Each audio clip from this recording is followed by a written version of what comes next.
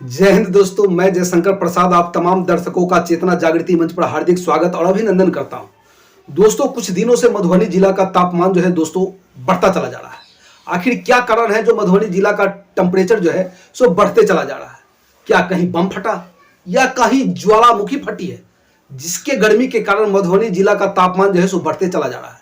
तो चलिए इसका हम लोग पता लगाने की कोशिश करते हैं, लेकिन जाते जाते कुछ प्रश्न का जी हां हम आपसे उत्तर जानना चाहता हूं। जी, मेरा पहला प्रश्न ये है कि दोस्तों खेल खेलने से क्या होता है? तो आपका जवाब होगा कि खेल खेलने से कौन नहीं जानता है कि शारीरिक और मानसिक मजबूती हमें मिलती है, यानी कि हमारा शरीर और मन स्ट्रांग बनता है, मजबूत बनता है।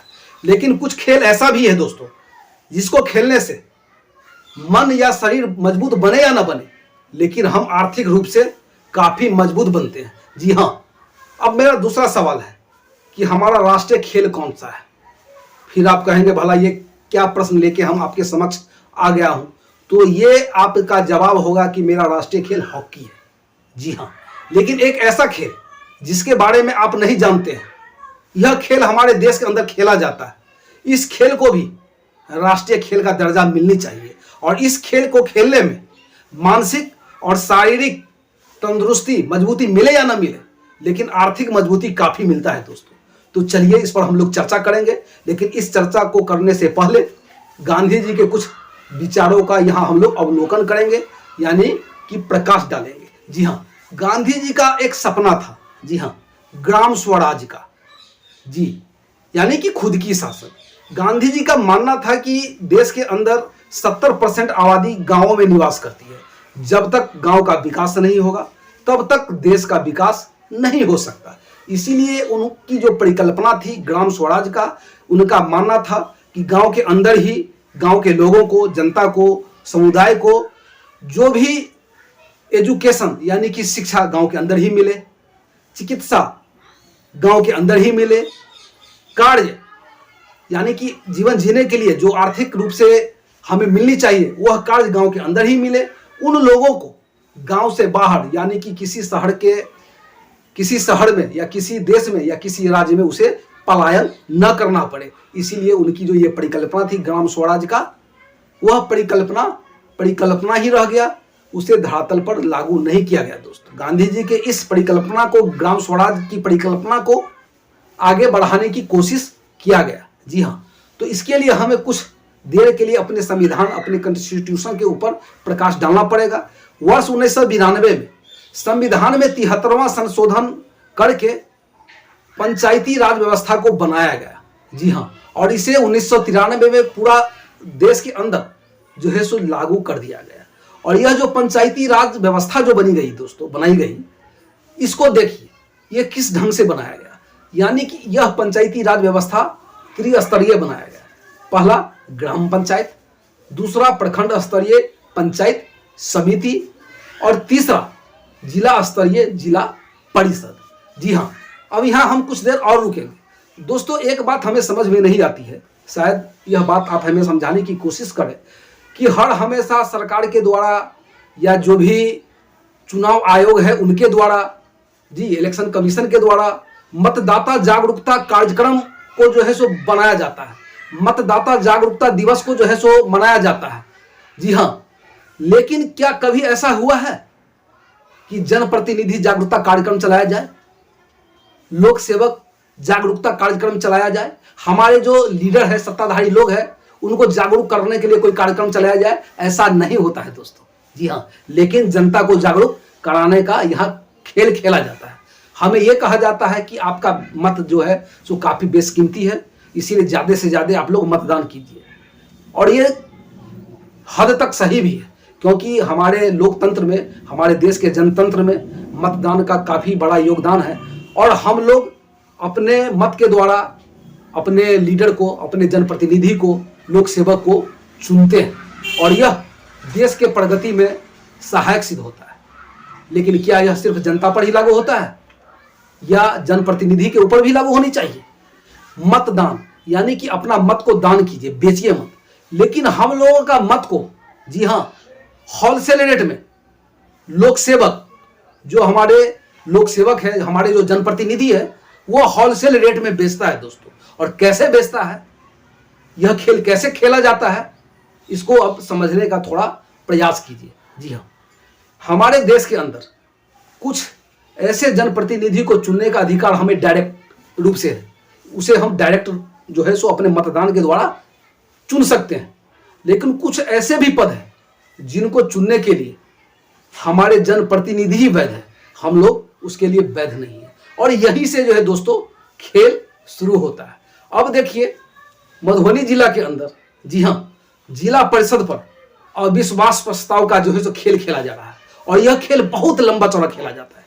उसी प्रकार मधुबनी जिला के जितने भी प्रखंड है, उस प्रखंड में अभी अविश्वास प्रस्ताव का खेल खेला जा रहा है, जोड़ तोड़ की गणित को खेली जा रही है। और जिसका लाभ जो है हमारे जनप्रतिनिधि, जिसको हम अपने मतदान के द्वारा चुनते हैं, वह उसका लाभ उठाता है। और कैसे लाभ उठाता है, पहले इस गणित को समझिए। अगर आपका जिला काफी बड़ा क्षेत्र में आता है तो इसमें आने वाली विकास राशि भी काफी बड़ी रकम की होगी। यहां जो भी विकास राशि वित्त आयोग के द्वारा दिया जाता है, उसका बंदर बाट होता है दोस्तों। जी हां, अगर विकास राशि वित्त आयोग के द्वारा काफी बड़ी रकम होगी तो उस जनप्रतिनिधि का वैल्यू काफी बड़ी होगी और उसकी बोली लाखों रुपये से चल के करोड़ों रुपया तक होता है। अब जनप्रतिनिधि को चुनने का जो अधिकार है, अपने अध्यक्ष को, यानी कि जिला परिषद का अध्यक्ष को चुना जाता है। उसमें भागीदारी आपके द्वारा जो लोक सेवक जीतता है, जिला परिषद सदस्य या प्रखंड स्तरीय प्रखंड समिति का जो सदस्य होता है प्रखंड प्रमुख को चुनने के लिए, वो लोग वैध होते हैं। और यहीं से इस खेल को जो है सो खेला जाता है। अब ये खेल कैसे खेला जाता है, जो भी जिला परिषद के जो अध्यक्ष होते हैं और जिसको बनने का चांस होता है, वह ऊंची बोली लगाकर, जिसकी बोली जितनी ऊंची होगी उसका जिला परिषद सदस्य प्रखंड प्रमुख बनना तय माना जाता है। और यह खेल जो चलता है, पहले खाने पिलाने के दौर से चलता है और धीरे धीरे ये महंगे होटलों तक, अय्यासी तक चलते चला जाता है। और जब इस पर भी बात नहीं बनती है तो प्रलोभन दिया जाता है भौतिक सुख का। जी हाँ, मकान, बिल्डिंग गिफ्ट के तौर पर उस सदस्य को दिया जाता है जिला परिषद अध्यक्ष के द्वारा। जी हाँ, अगर इस पर भी अगर बात नहीं बनती है तो 4 पहिया वाहन का प्रलोभन दिया जाता है। जी हाँ, और जब इस प्रकार के प्रलोभन देकर जो भी हमारे लोक सेवक जो सदस्य है, उनको जिला परिषद अध्यक्ष बनने के लिए उनका कॉरम जो है सो दोस्तों पूरा हो जाता है। जब इसका कॉरम पूरा हो जाता है तो वह जिला परिषद अध्यक्ष के कुर्सी पर विराजमान हो जाता है, चाहे वह प्रखंड स्तरीय प्रखंड प्रमुख की कुर्सी पर जो है विराजमान हो जाता है।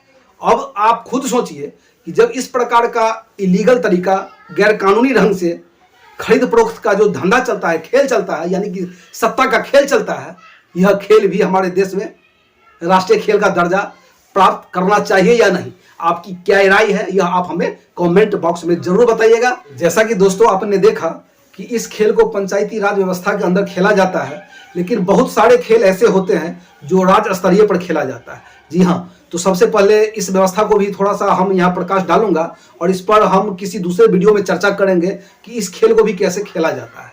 तो इसमें हमारे देश के अंदर 2 सदनीय जो है सो शासन व्यवस्था होती है, जिसमें पहला होता है MLA और दूसरा होता है MLC। MLA यानी कि विधायक, जी हाँ, मेंबर ऑफ लेजिस्लेटिव असेंबली। उसको चुनने के लिए, विधायक को चुनने के लिए हम लोग अपने मत को डायरेक्ट मतदान करके हम लोग अपने विधायक को चुनते हैं। और दूसरा जो होता है MLC, member of legislative council, यानी कि विधान परिषद। उसको चुनने का अधिकार हम लोगों को नहीं मिला हुआ है दोस्तों। हम अपने मत के द्वारा जो है सो विधान परिषद को जो है सो नहीं चुन सकते हैं। उसे चुना जाता है हमारे द्वारा जीता गया जनप्रतिनिधि, हमारे द्वारा जीता गया लोक सेवक। MLC को चुनने का अधिकार उन लोगों को मिला हुआ है। अब आप सोच सकते हैं कि इस MLC को चुनने का जो खेल खेला जाएगा वह कितनी बड़ी हो सकती है और उसका रकम कितना बड़ा होता होगा। यही सत्ता का खेल, यानी कि अविश्वास प्रस्ताव का खेल हमारे जिला के अंदर अभी खेला जा रहा है। और इसी खेल की जो गर्मी है, जी हाँ, इसी खेल की जो गर्मी है, अभी हमारे जिला के अंदर देखा जा रहा है दोस्तों। जी हाँ, इसी खेल की गर्मी के कारण हमारे जिला का टेम्परेचर जो है, तापमान बढ़ते चला जा रहा है।